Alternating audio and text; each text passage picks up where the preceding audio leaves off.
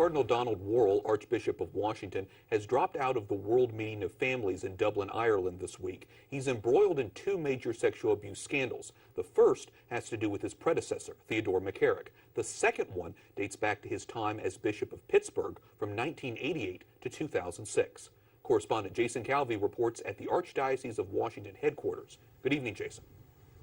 Good evening, Wyatt. The Cardinal canceled his keynote address at the International Meeting on Marriage and Family. The church holds that annual gathering every 3 years. Now, the Archdiocese won't tell me why he pulled out, but today he met here with a group of priest advisors as Catholics across the country expressed sorrow and sadness. Cardinal Donald Worrell served here in Pittsburgh for 18 years. Today, a sign at a Catholic high school named for him is vandalized. A recent grand jury report on 6 Pennsylvania dioceses accuses Worrell of helping protect some child molesting priests during his time here. I'm horrified. It's gut-wrenching. It's so sad. As a Catholic, I'm ashamed. I'm so sorry. And to the victims, my heartfelt sorrow and my prayers. Some Catholics share those feelings, including at New York's St. Patrick's Cathedral.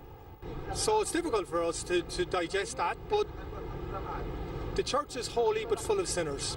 But I also encourage people to not leave the church. The faithful are struggling with how to move forward. I don't know what can fix it. It's the bad individuals that make it happen. It's not the good Catholics or the Pope, but he needs to address it somehow and not try to push it under the table. For others, the scandals are a wake-up to look inside their own souls.